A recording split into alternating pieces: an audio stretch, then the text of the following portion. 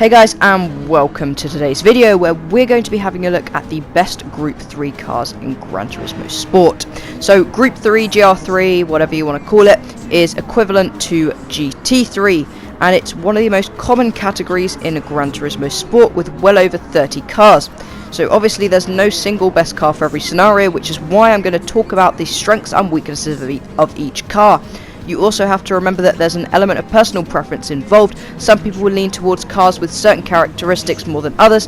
However, sadly you can't test drive cars before you buy, so I will try my best to give you an idea of what each vehicle is like. I must also mention that this list is in no particular order, as each car is very different, and I've tested all cars with no traction control and stability assist. But anyway, let's get into the first car, which is going to be the 911 RSR GT3 car.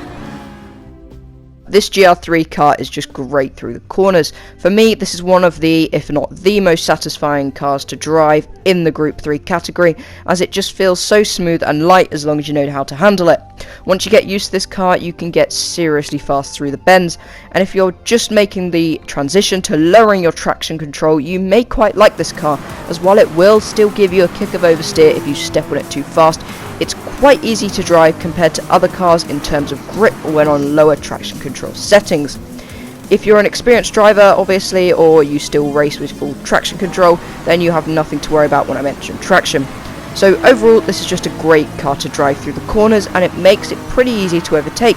You can feel confident braking later to go around the outside, which makes racing great fun. It also does okay on the straights, however it's pretty average, if not slightly less than average, in a straight line.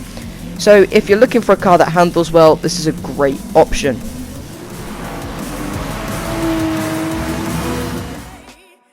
So next on this list is the Corvette C7 Group 3 car. Now this is a good option for a first GR3 car because it's pretty well rounded. It handles quite nicely, and while it can't take a corner quite as well as the 911, it's not too far off.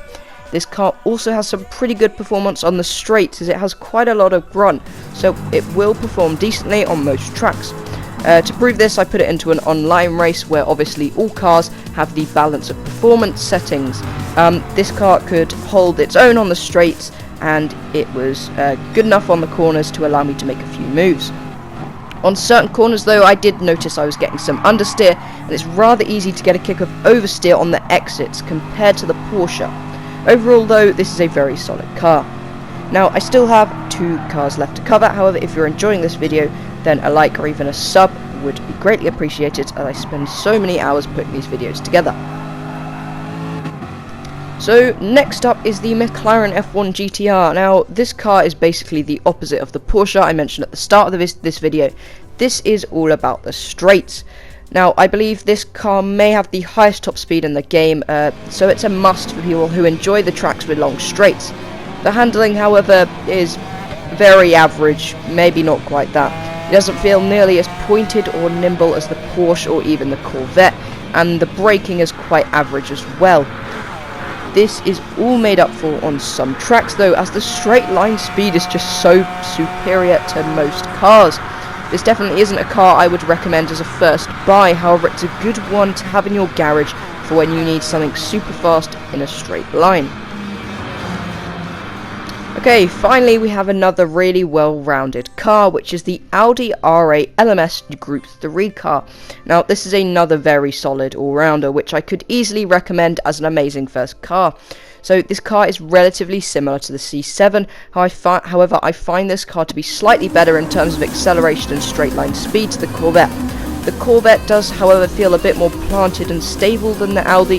However, the Audi was actually my first Group 3 car, and I really enjoyed racing it, and it did pretty well.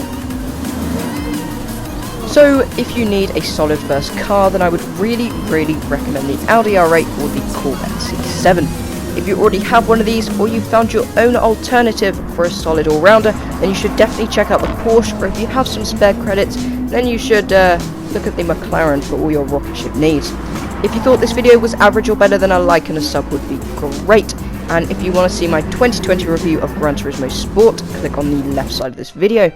Don't be afraid to comment. Why don't you let me know what Group 3 car you're currently using. Anyway, thank you for watching, and I'll see you in the next one.